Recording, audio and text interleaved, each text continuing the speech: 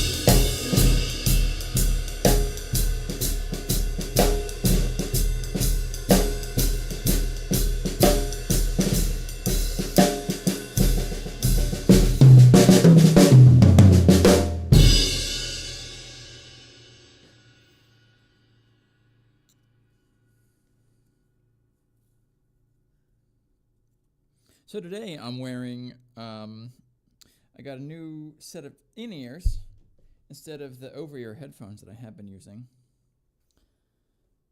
And I really like them, but it's taken a while to get used to wearing in-ears behind your back, because as a drummer, anything that dangles in front of your body kind of gets in the way, right?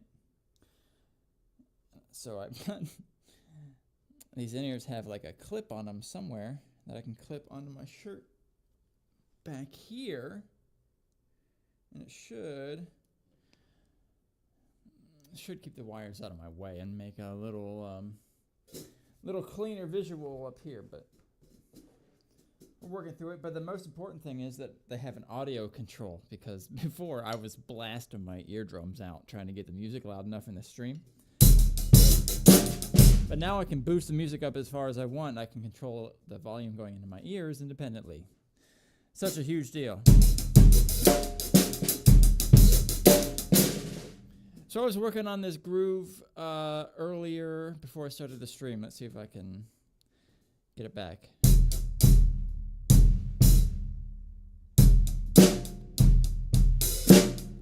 No, it was.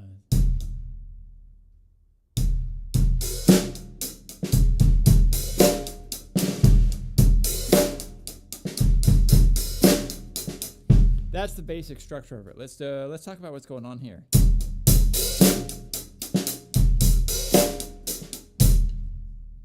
So the hi-hat. The really important thing to note here is that on the and of two, we go open, close. Got a basic pulse, eighth note pulse going on here.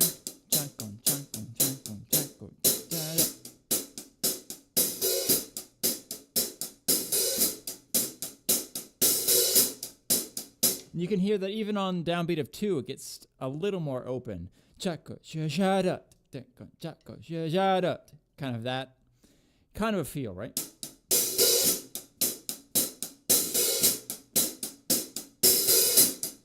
And that's just from me lifting my foot in preparation for the open splash on the attitude. But it adds a little shape into the hi-hat character that's pretty nice.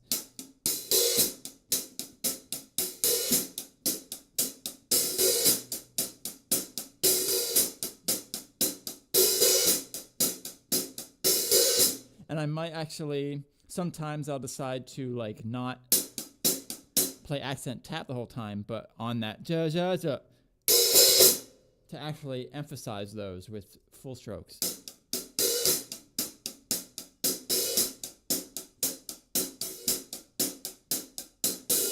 But those are all choices to make. There's clear differences, right? You can hear versus.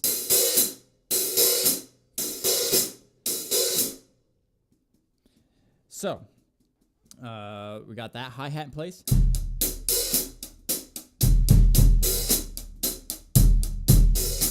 I wanted the bass drum to be really simple. I'm thinking more of in like a hip-hop. I don't know, I got this like hip-hoppy sound in my head right now when I'm playing something like that. The bass drum is really simple. 1, 2. 1 and 2.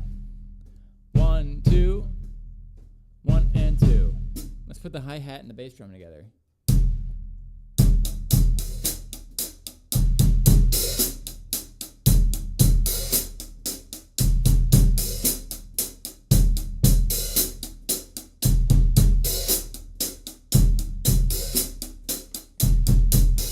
Right? Boom, boom, do, so we got boom, boom, boom, boom, boom, boom. That's the real flavor of this groove so far. Is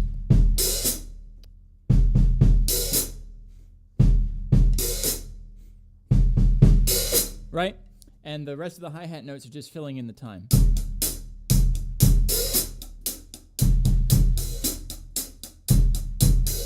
Right? And finally, let's add in our snare drum. If we want to, we can, sorry, I'm a little burpy today. I love flavored sparkling water, and I'm drinking a bunch of it. If we just put in a basic, the most basic snare drum backbeat, fills it out pretty well. Because the tsh of the hi-hat leads into tsh.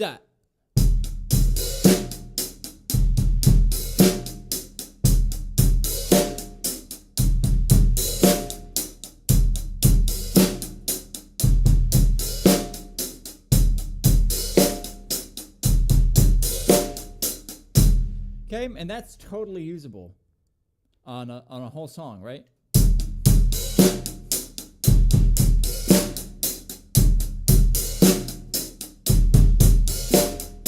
And if you want to orchestrate it out without changing the hands, obviously you can go over to the ride cymbal.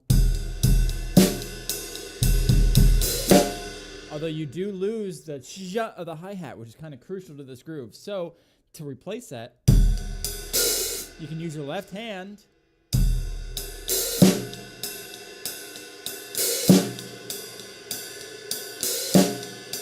one and two, and 1 and 2, and right, 1 and 2.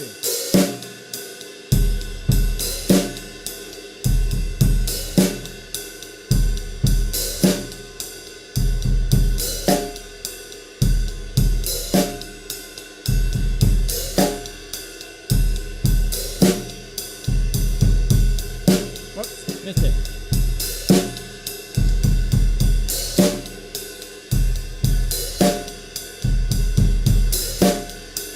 Let's think about how else we could orchestrate that.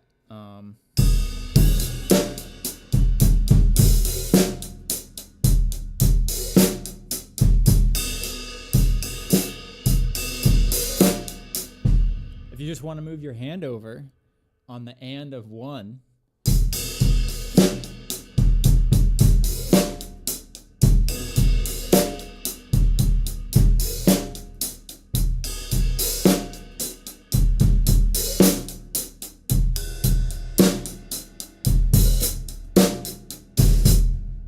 now things are starting to get a little bit complicated in them. But it's not terribly bad, right? Like it would take you like 3 minutes in a practice room, probably, to get some of this down. But you're probably not used to just throwing your hand over for a single note on the and. But get used to it because it's a cool sound. I totally messed that up. So this is messing me up. Let's talk about this.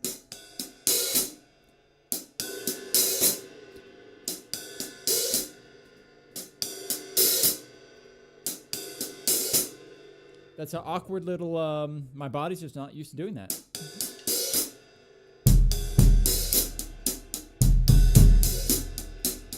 Let's get rid of the snare for now. We don't need to complicate it until this can almost become automated, right? Missed the...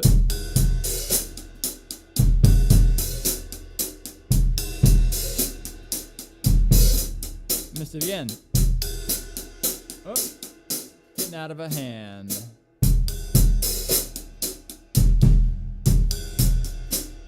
So interestingly, with boom, boom, boom in the second measure, that cymbal on the second boom, on the and, is also a little challenging to remember. Just playing those absolute together.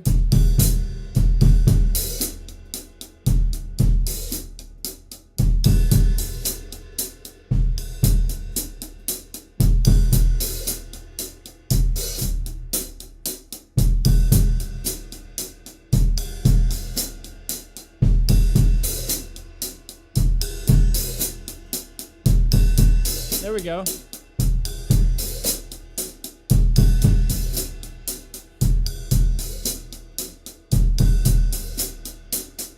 So what's happening is that as my body is getting used to physically moving at these times and in these directions, I don't have to think about it as much, and so I can think about the larger rhythmic concept. Boom, boom, boom, dang, see, got, boom, bang, got. Something like that is going on in my head. And whenever you can sing it, you can play it. And when you can conceptualize the larger concept of the rhythmic patterns going on, it's a lot easier to just put it on autopilot. Add the snare back in.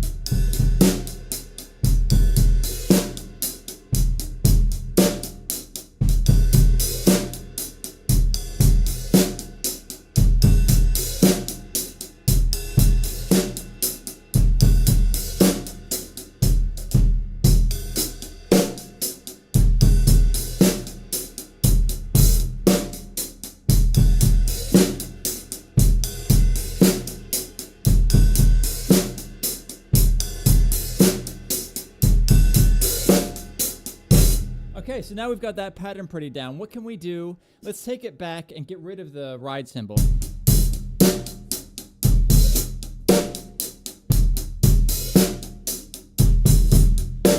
How can we make the snare drum a little more interesting without being obtrusive or too much?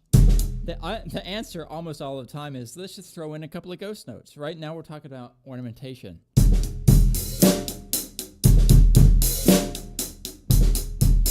Just a single little ghost note on the I guess that's 16th notes, 1E and a 2E and a 3, on the E of 1.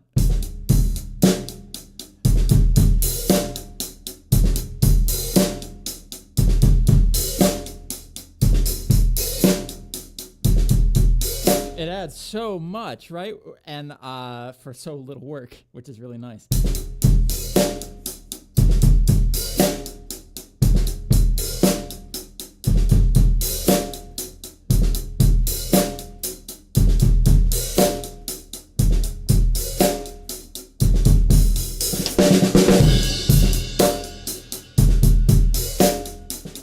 I'm going to start throwing in the same idea, just this little ghost note on the snare drum after the beat. I'll throw it in a couple of other places because it's easy to do and it makes it sound so interesting.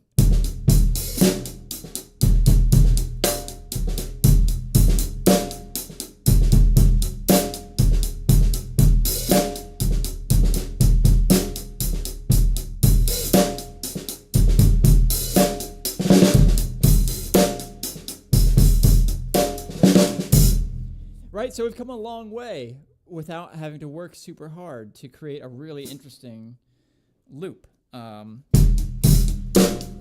started off here.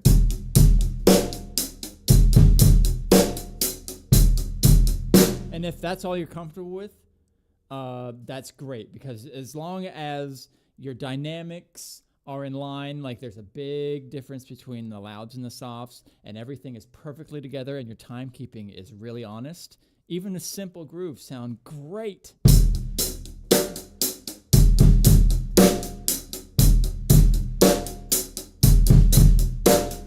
Right?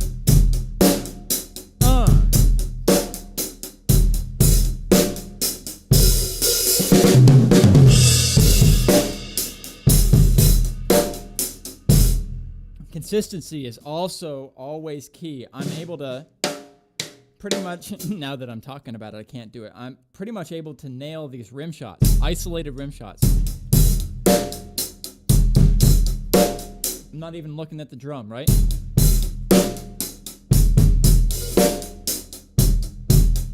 That's also really key to like elevating your drumming from sounding good to sounding great, is consistency on rim shots. And it doesn't need to be complicated. Now, if you want to complicate it up, we can do that.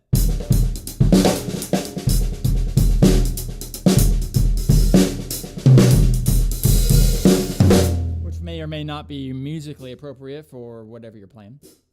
But let's just keep it simple for now. I prefer simple.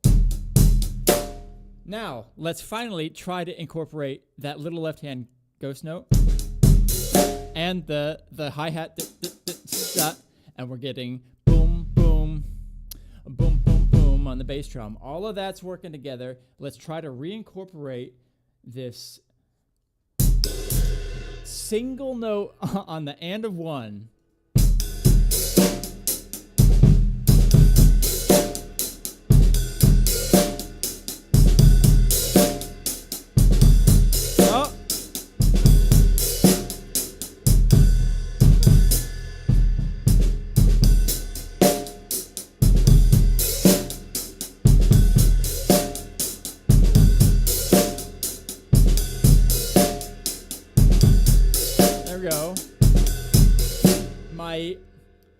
So let's talk about why I'm screwing up here.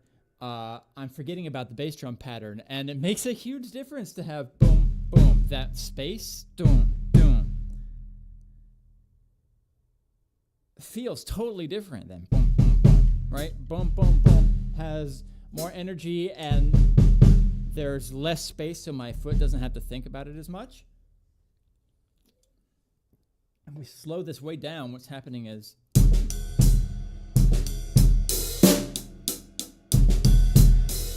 let's just look at the hands.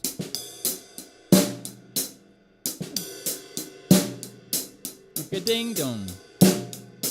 Ding dong.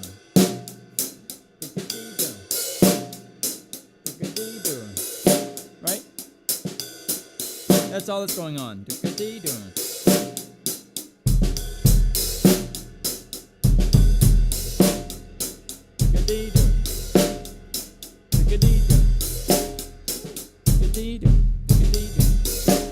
We speed it back up.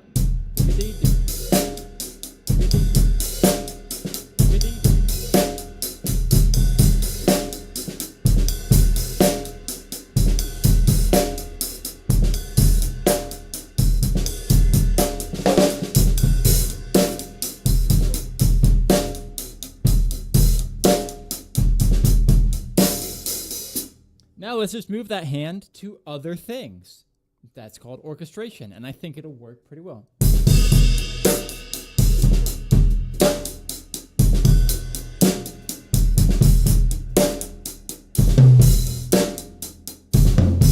Oh, that's down to the floor tom. That's pretty nice.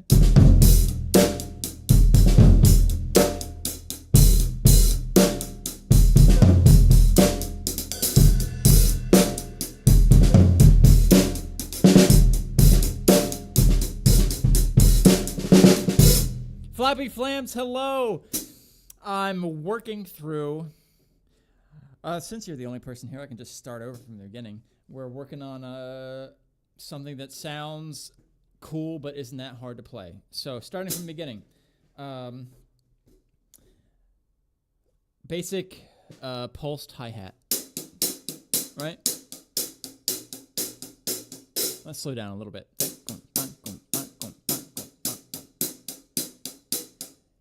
And what's going to make it interesting is that on the and of 2 into 3, 1, 2, and 3, we're going to do that. And there's a difference between this and that, both of which are valid. Sometimes you can be aware of it, sometimes not, but just acknowledge that there is a difference between j and t. Okay, so we've got this in place. 4, 1, 2, and 3. 4, 1, 2, and 3. The bass drum pattern is going to be 1, 2, 1, and 2.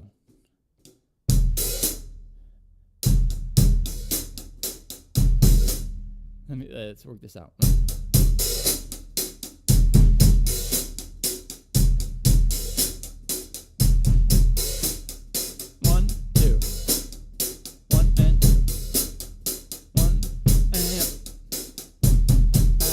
So now we've got kind of a longer phrase. We've got boom, boom, jayat, boom, boom, boom, jayat, right?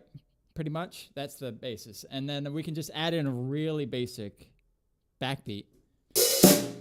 Classic, going from a hi-hat splash into a rim shot on 3.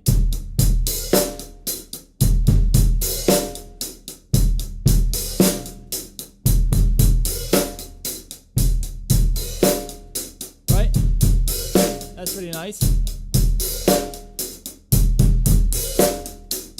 Keep the bass drum nice and heavy because I'm going for like a hip hop kind of thing here.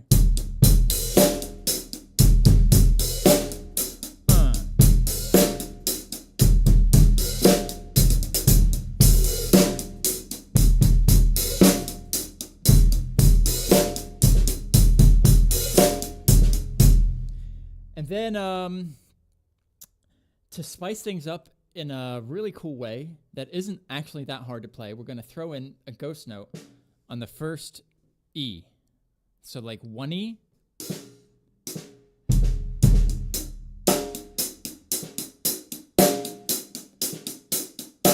Tuka, bat, tuka, tuka.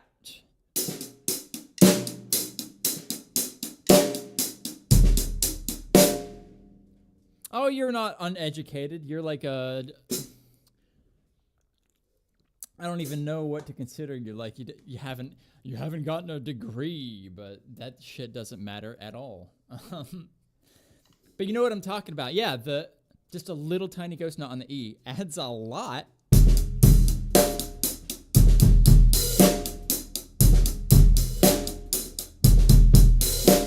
Right? It enhances the groove so much, but it requires so little work. You're going to have to sit there and... If you're not good at ghost notes, you probably aren't good at ghost notes. Just getting used to throwing in little ghost notes on the syncopation areas takes time. But once you get it, then it's yours forever.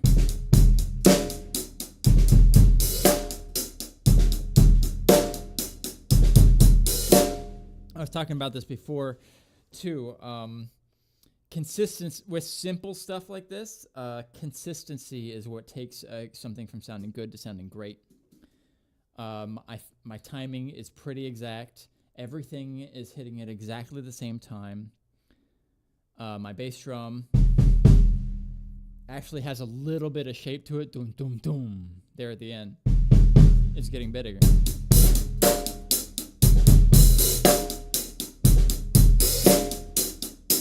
This is consistent. And also, and this takes a lot of time to develop, my backbeats. Those are rim shots, isolated rim shots, and I'm pretty sure I haven't missed one. And I don't even need to look at the drum to do it, right? There I missed one on my right hand. What?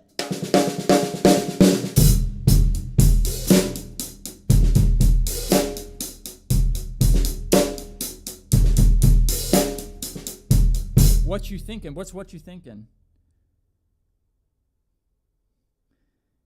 Yeah, rim shot's the same on a marching drum. I know in the marching world, like they go a little more granular and talk about like pings, right? Basically rim shots with a stick further back, which I'm not obviously very good at, because the angle has to be just a little bit steeper versus a full ass rim shot with like half of the stick on the...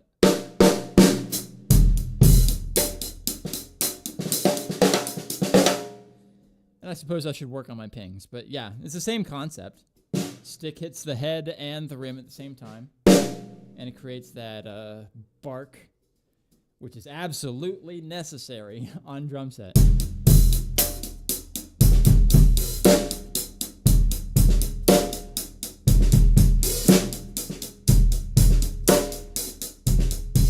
Oh, he plays a... Okay, that's a Chili Peppers tune. What you thinking? He plays a 1E bass drum part. Like, ba-bum. Something like that. I'll have to listen to it.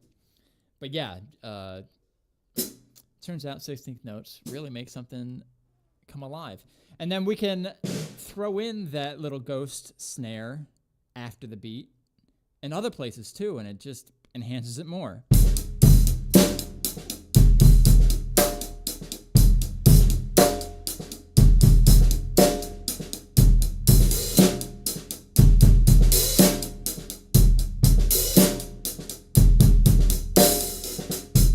And if you want to get fancy, you can throw in ghost notes that are like 1E and, or the E and, which is hard to do. Right? Keep that quiet and open and in time, and make sure the second note lines up with the hi-hat. But if you can get it,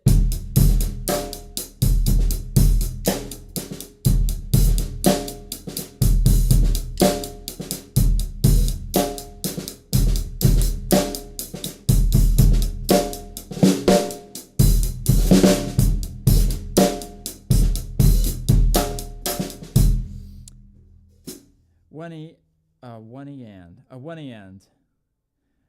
1, 2, 3, a 1 and. Yeah, a 1 and is a great a da ending to a, it's like a fill to go into the next section. I'll have to take a listen to it after the stream and see what you're talking about. I was also throwing in some pretty advanced technical stuff there, like a ghost note immediately after a rim shot. That takes time to develop.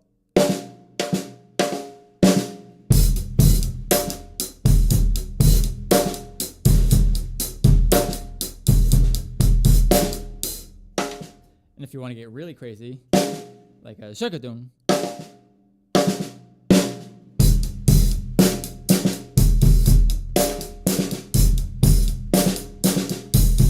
I need to work on that personally. There's also the inverted thing. Inverted strokes are actually super usable on drum set. To be able to do things you normally wouldn't be able to do.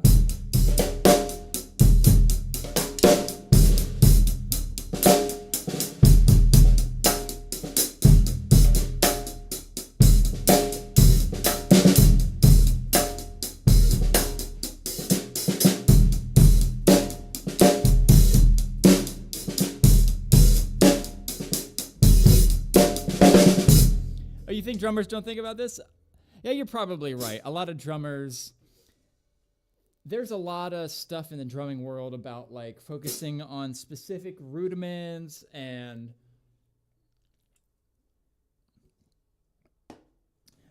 really chops heavy things, stuff that's fast, which is cool as shit, don't get me wrong, but a little of that goes a long way. But I like to think of, when I'm playing, like if I'm on a gig or something, I like to play stuff that sounds cool but isn't going to make me have like cold sweats. And part of that is just preparation and practice and being able to do it pretty much on command. But a part of it is also like, I'm not really into the super hard, super fast stuff. If I can make something sound really cool and like chisel away everything that's not necessary about it, that's my jam. And so the final thing I was working on with this particular groove was just like throwing in a sweep. Not really a sweep. Is it? Let me think. It's not really a sweep because it's two distinct strokes. But just throwing in like a ride cymbal on the and of one. Let's see.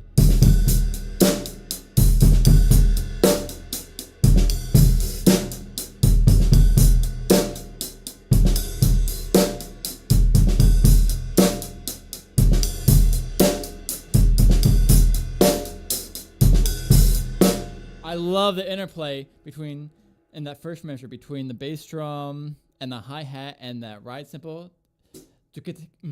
I can't even sing it, but it's such a cool little pattern, right?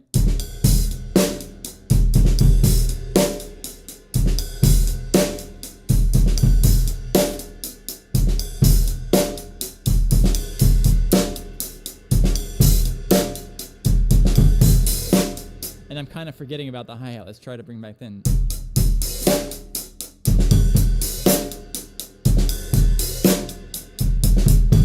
For some reason, I want to put in a pickup on the bass drum. I'm cool with it.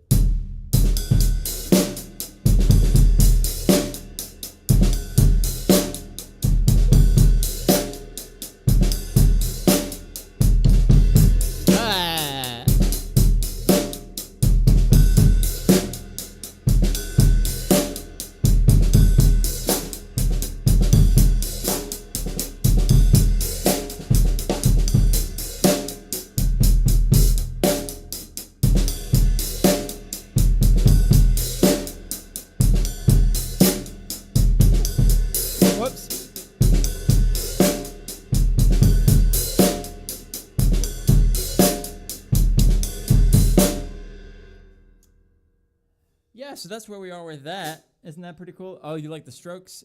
Yeah, you mentioned talking about the Strokes. I've never really listened to their music, but I agree with that philosophy. Like, it's not rhythmically crazy, but it's just a really interesting layering of relatively simple patterns, which is kind of the same thing that happens with like Latin drumming, right?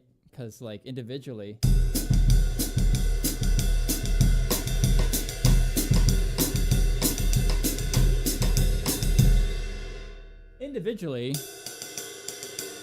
that's pretty simple.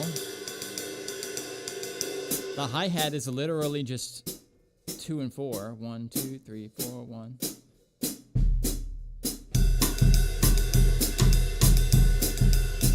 The bass drum is a little more complicated. Boom, boom, boom, boom, boom, boom, boom, boom, boom. But that's a pretty universal rhythm. Boom, boom, boom, boom. It's a 3-part of a 3/2 clave, right? Ba, ba, ba, ba, ba, ba, ba, ba, ba, ba.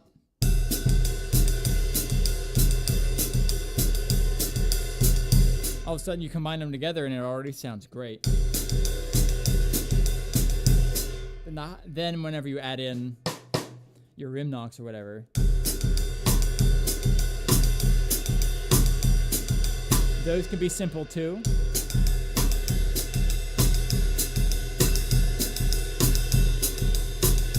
But in Latin music, syncopation is king. So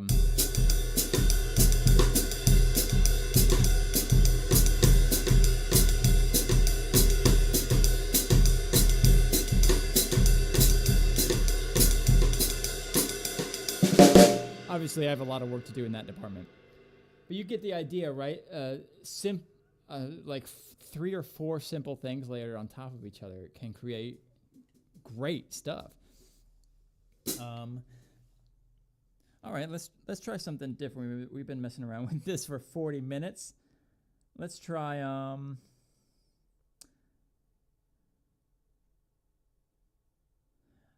oh, you're going to go to Expert Village? Boy, I'll tell you, they got some special people working at Expert Village. Maybe it's better now, but there's a particular couple of videos I think drummers are aware of that it's like, yikes, dude, I can't believe you actually put this out on the internet. Like, people are just, are you for real?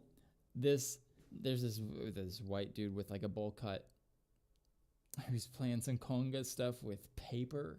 It's like, oh no, this is not what it's supposed to be, people.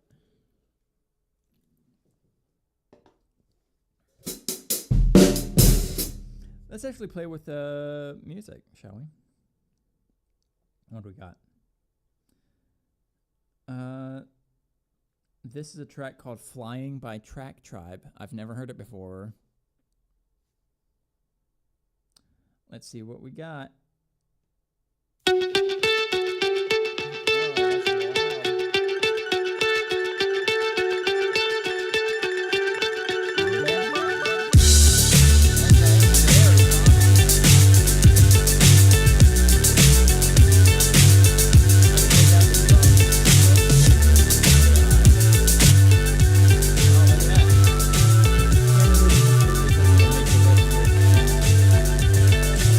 So high I'm hypnotized.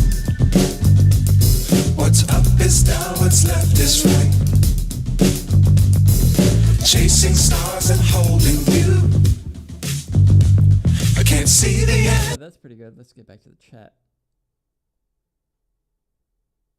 Oh, you can't hear? Oh, no. Okay. Good to know that I can't talk and play at the same time.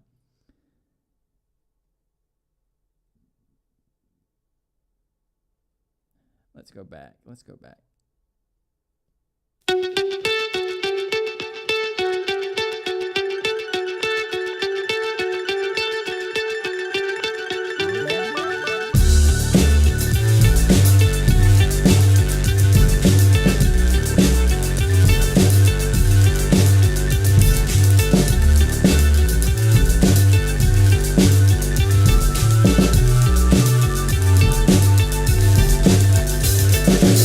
So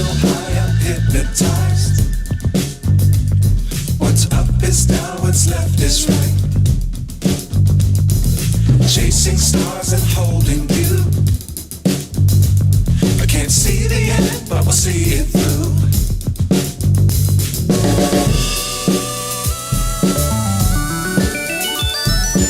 Oh, yeah. Get on board. We're soaring on top of the world.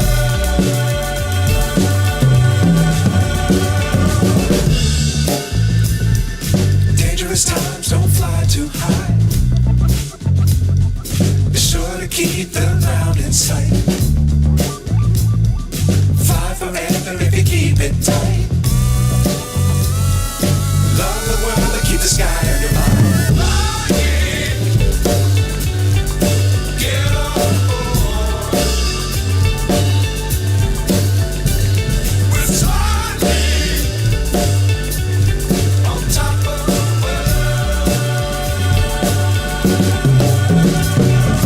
Oh, yeah. Get on board.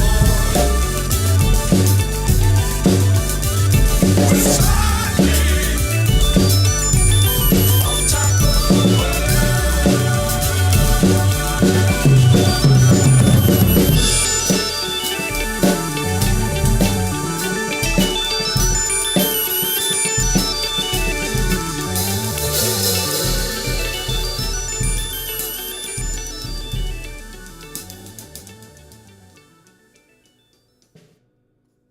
Oh, that was pretty fun.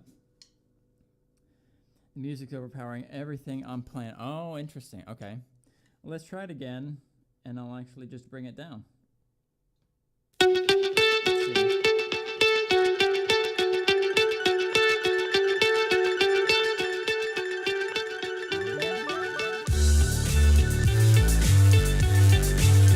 How's that?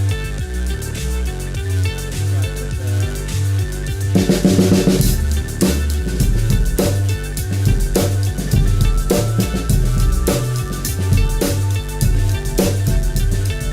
Fly so high, I'm hypnotized. okay. What's up is down, what's left is right. Chasing stars and holding you. I can't see How about the right end, there? but we'll see it through.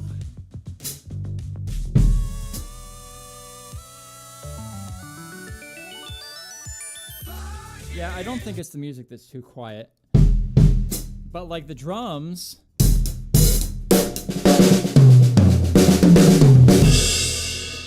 That's getting pretty close to clipping the mic without actually maxing it out.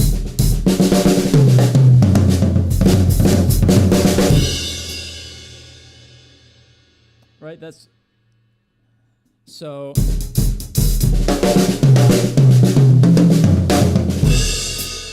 I guess if we add in the music, maybe it could overload everything. Get on board. I'm looking at the vocal monitor right now, and the music is just pushing into the yellow, which is what you want. We're soaring on top of. And the drums are reaching the same zone, so I guess there's more tweaks to do. Obviously, the vocal mic is never going to be able to overpower any of that.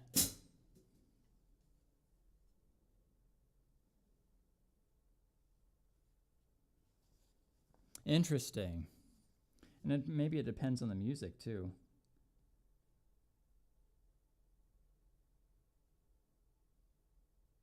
Like, what about,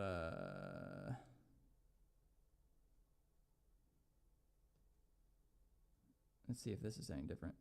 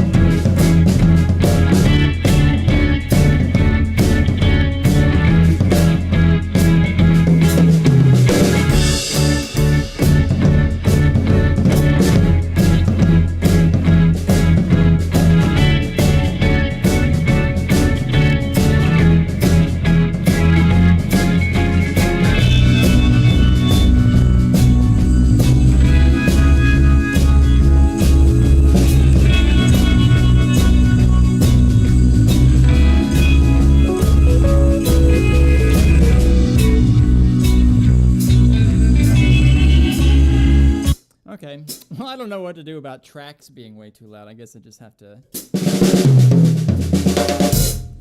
I'm gonna mess around with it some more, but it's interesting how certain tracks will completely dominate the volume while others sound pretty good. So what I was playing there, that was a pretty basic shuffle, which is another one of these workhorse grooves that always works and is not hard to play. There's a lot of different ways to play the shuffle. If we just stick with the hi-hat and bass and snare.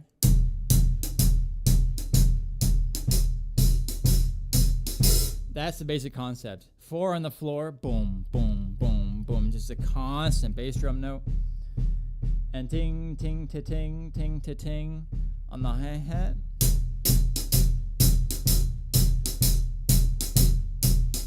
The amount of swing depends on the song. It can all change because like swing is just tripletizing, taking this and making it less even. But it doesn't have to be triplets. It could, if you mathematically pan it out, it could be like 5. But just think of it as less or more swung. This is perfectly in like straight. If I start moving that second note a little bit to the right, it's like somewhere in between straight and swung. That's pretty much triplets. You can swing even harder than that. Like when people say a really tight swing or really hard swing, what they usually mean is like you just move the second note even further.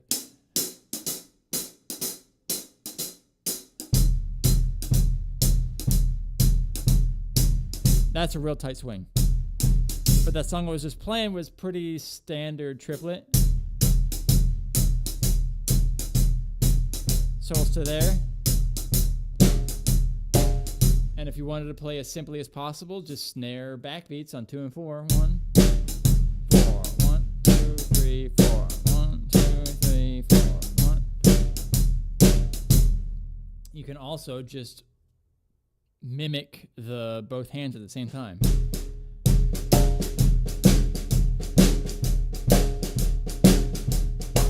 Obviously, that's thicker, and you need to really work on your low ghost note playing. There is an invert in there.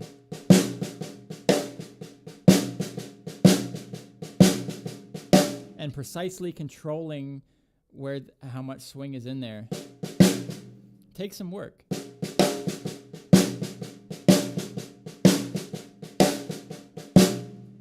But it's totally usable once you get it under your hands.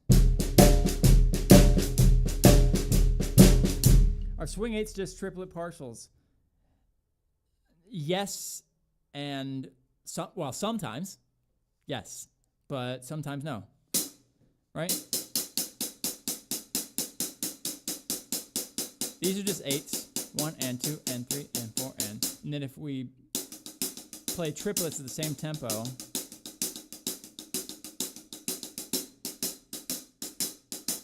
that's swung.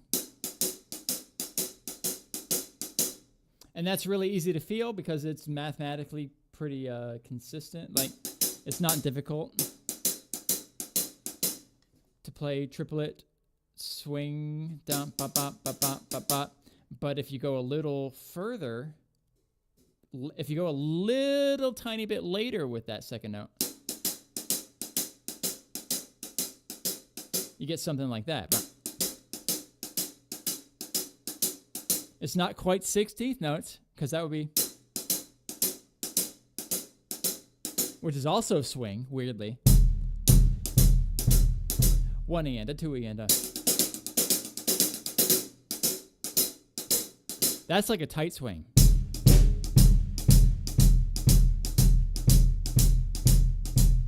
Yeah, and you can, like I said, you could analyze it and like be like, actually, this is broken down into 17th notes, and you place the second note on the 9th 17th partial.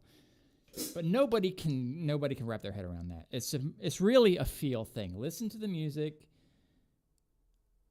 determine how swung it is and just let your hands figure it out.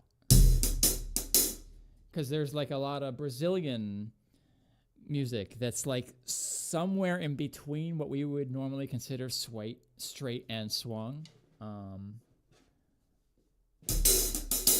Like this hi-hat pattern. 1E, a 2E, a 3E, a 4E.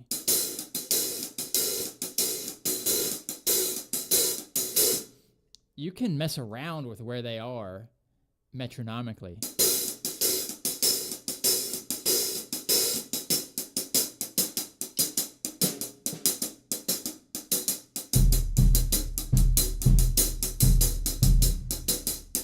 Right, 1E, a 2E, a 3E, a 4E could easily become 1E da da ba ba gan dan dan bam bam bam.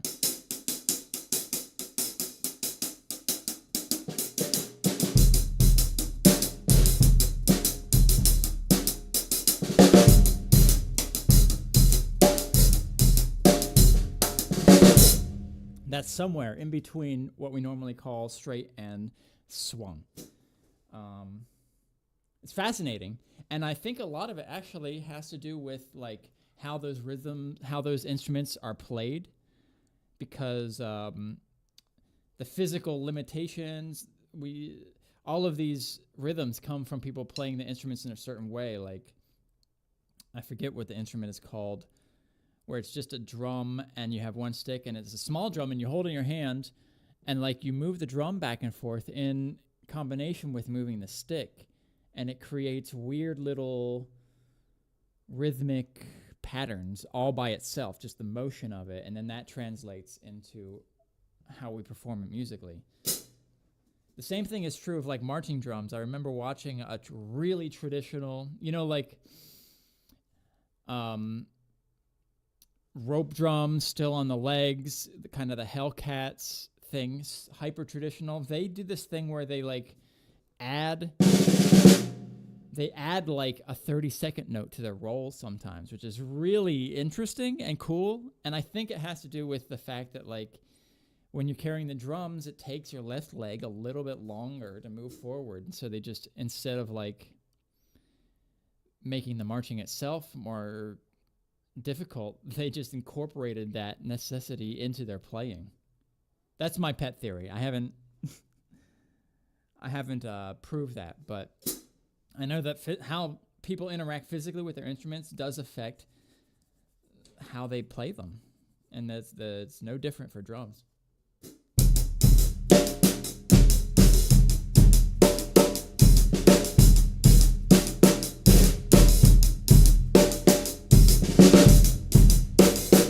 Yeah, did Shipman show you that? How did I don't really understand how it works. Is it just an extra hand? Like if they're playing,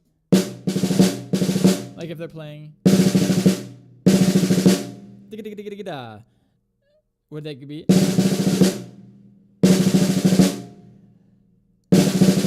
Literally just an extra hand. The diddles aren't any faster. The hand speed isn't any faster. It's just one extra diddle. Yeah. So if I'm playing, that becomes, right? It's just this extra little 30-second note space in there that the woodwinds just have to deal with.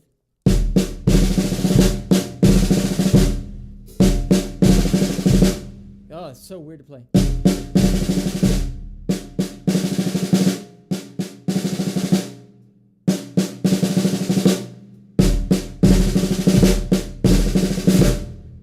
Yeah. So I think the same thing is true of a lot of these, a lot of grooves that are based on tradition or are incorporated, have been pulled from what is traditionally like a group of people playing different instruments into one thing, which is a lot of Latin specifically. Those rhythmic ideas still are in play. And when you're able to freely go as swung or as straight as you want, it really opens up a lot of musical doors.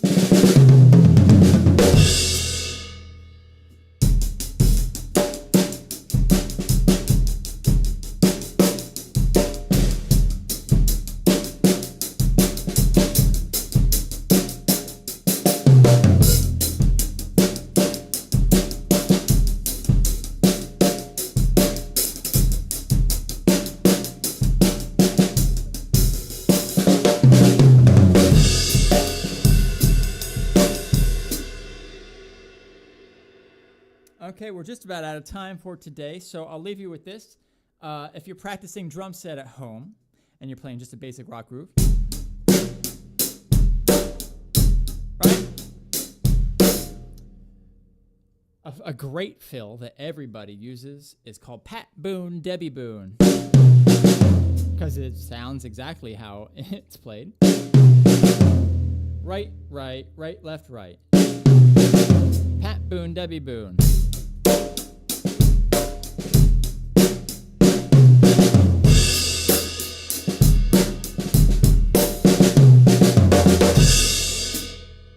Just a little helpful hint.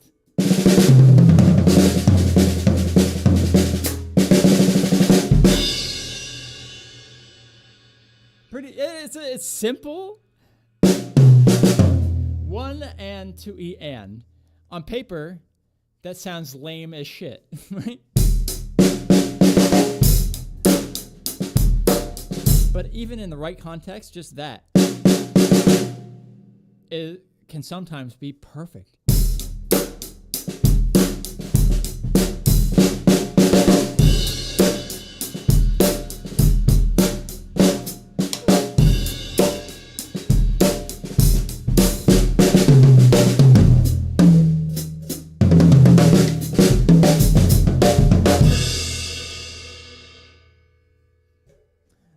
All right.